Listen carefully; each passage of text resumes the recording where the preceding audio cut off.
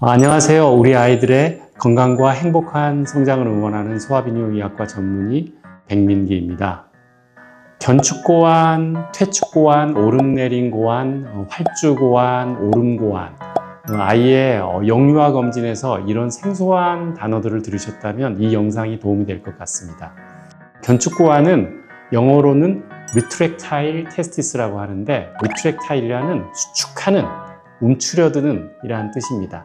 왔다 갔다 하는, 이렇게 이해하시면 됩니다. 즉, 고환을 위로 당기는 고환 올림근의 일시적인 수축에 의해서 고환이 음낭에서 가끔 위로 올라가지만 대부분 음낭 내에 잘 위치하는 경우를 말합니다. 우리말로는 퇴축고환, 오름내림 고환 이렇게 말하기도 하죠. 활주고환이란 영어로는 글라이딩 테스티스라고 합니다. 글라이딩이란 미끄러지는 이라는 뜻이죠. 즉, 고환이 음낭 위로 미끄러져 올라가는 것을 의미합니다. 우리말로는 오름고환 또는 미끄럼고환이라고도 합니다. 즉, 견축고환과 오름고환은 아이의 고환을 신체 검진하는 과정에서 사용하는 용어라고 할 수 있습니다. 잠복고환과 관련된 다양한 용어는 이전 영상에서 자세히 설명드렸으니 참고하시기 바랍니다. 자, 그렇다면 유럽 비뇨의학회 EAU 가이드라인에서는 이를 어떻게 설명하고 있을까요? 견축고환은 음낭 내 정상 위치까지 완전히 하강을 마친 상태이지만 정상 하강 경로를 따라 다시 음낭 위쪽에서 관찰될 수 있습니다. 이는 과도하게 활성화된 고환 올림근 반사로 인해 나타나는 현상입니다. 견축고환은 부드럽게 조작하여 음낭 내로 쉽게 내릴 수 있으며 최소한 일시적으로는 그 자리에 유지됩니다. 또한 고환의 크기와 감촉은 일반적으로 정상입니다 라고 설명합니다. 반면 활주고환은 음낭 내로 내릴 때 긴장된 장력이 느껴지고 음낭을 고환에 내려서 살짝 놓았을 때 비교적 일찍 스르륵 위로 올라가는 것을 말합니다. 하지만 실제로는 이 둘을 구분하기가 그리 쉽지는 않습니다. 실제로 우리나라 비뇨의학과 전문의를 대상으로 설문조사를 한 논문이 있습니다. 이 논문은 부산의대 정재민 교수님 연구팀에 의해서 이루어졌는데, 우리나라 소아비뇨의학 진료를 담당하는 비뇨의학과 전문의의 60%에서 견축고환과 활주고환을 구분하기 어렵다고 응답하였습니다. 저 또한 이 둘을 구분하는데 무척 신중을 기하고 있습니다. 진료실에서 한번 잠깐 진료로는 견축고환과 활주고환을 구분하기 어려운 경우가 많기 때문입니다. 저는 주로 두 가지 방법을 사용하고 있습니다. 첫 번째는 신체 검진입니다. 신체 검진은 EAU 가이드라인에 따르는데, 따뜻한 환경에서 아이가 울지 않은 상태에서 아이가 누워있는 상태 또는 개구리다리 자세로 고환 올림근의 긴장이 최소화된 상태에서 검진을 합니다. 고환을 조심스럽게 음낭까지 내린 후 조심스럽게 고환에서 손을 떼어보고, 고환이 음낭에 잘 위치하고 자극이 있을 때 위로 올라갔다가 다시 음낭에 잘 내려온다면 이를 견축고환으로 진단합니다.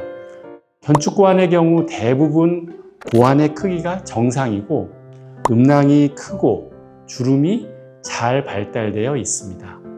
하지만 고환을 음낭까지 내리는데 위쪽에서 당겨지는 장력이 느껴지고, 고환을 음낭에 내려서 살짝 놓았을 때 별다른 자극이 없는데도 얼마 동안 음낭에 있지 못하고 위로 올라간다면 이를 활주고환으로 진단할 수 있습니다. 이런 경우 대부분 음낭이 작고 잘 발달되지 않은 경우가 많습니다. 하지만 어린아이들은 대부분 경우 진료실에서 긴장하고 우는 경우가 많아서 신체 검진을 정확하게 하기 어려운 경우가 많습니다. 또한 아이의 하루 시간 중에서 진료실에서 보는 시간은 아주 일부분입니다. 하루의 다양한 상황 중에 잠깐인 것이지요. 두 번째 방법으로 고환 일지, 테스티스 다이어리를 이용합니다. 아무래도 진료실 의사 선생님 앞에서는 아이들이 울고 긴장을 하지만 편안한 집에서는 긴장하지 않습니다. 고환일지라는 것은 아이의 부모님께서 아이의 고환 위치를 집에서 기록하시는 것입니다. 저를 포함한 대부분의 소아비뇨의학과 전문의는 견축고환과 활주고환의 구분에 대부분 이 고환일지를 활용합니다.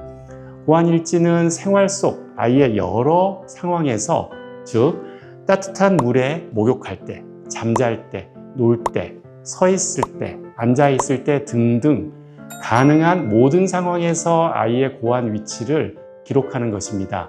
전통적으로 고환일지는 종이에 기록하는 것이었습니다. 하지만 이렇게 종이에 고환 위치를 기록하는 것은 무엇보다도 그다지 객관적이지 않고 부모님들께서 상당히 어려워하십니다. 그래서 요즘은 스마트폰을 이용하여 작성하는 방법을 많이 선택합니다. 다양한 상황에서 스마트폰으로 아이의 음낭을 촬영하는 것이죠. 음낭 내에서 볼록하게 고환의 윤곽이 내려와 있는지 확인하고 필요한 경우 따뜻한 손으로 음낭 아래쪽을 가볍게 만져서 고환이 볼처럼 만져지는지 확인할 수 있습니다. 고환이 음낭에 잘 위치한다면 볼록하게 고환의 음영이 잘 나타나지만 고환이 음낭에 없는 시간이 많다면 음낭은 수축되어 쪼그라들고 고환은 음낭 위쪽에 위치합니다. 이와 같은 방법으로 신중하게 신체 검진을 하고 고환 일지를 확인해서 견축고환과 활주고환을 구분하는 것이 최선입니다. 만약 활주고환으로 진단된다면 가능한 한 일찍 수술을 해서 고환을 음낭으로 내려줘야 합니다. 활주고환의 경우 고환이 대부분 시간 동안 따뜻한 온도에 위치하므로 고환 손상 위험이 있기 때문입니다. 자, 그럼 견축고환으로 진단된다면 어떻게 해야 할까요? EAU 가이드라인에 의하면 견축고환은 약 33% 정도에서 2차성 상승 위험을 동반하므로 사춘기에 이를 때까지 매년 정기적인 추적 관찰을 권장합니다 라고 기술되어 있습니다. 즉, 올해 검진에서 괜찮았다고 하더라도 이후 추적 과정에서 약 3분의 1 확률로 고환이 위로 올라가서 수술을 해야 할 가능성이 있습니다.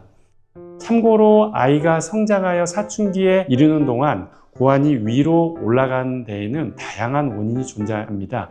이와 관련해서는 이전 영상을 참고하시기 바랍니다. 또한 견축고환은 만약 다른 질환으로 전신마취를 시행해야 할 상황이 있는 경우 환자와 보호자의 부담, 그리고 잠재적 리스크를 고려하여 수술을 병행하는 임상적 판단을 내리기도 합니다. 왜냐하면 견축고환은 사춘기까지 매년 검진을 받아야 하고 33%에서 2차성 상승이나 고환 용적 감소로 결국 추후 수술이 필요해질 수 있는데 그에 비하면 고환을 음낭에 내려주는 수술은 비교적 간단하기 때문입니다. 이와 같은 다양한 상황에서의 판단은 소아비뇨의학과 전문의와 아이의 부모님이 함께 상의하여 결정할 수 있는 문제이겠지요.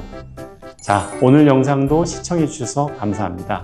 항상 우리 아이들의 건강과 행복을 바라는 소아비뇨의학과 전문의 백민기였습니다.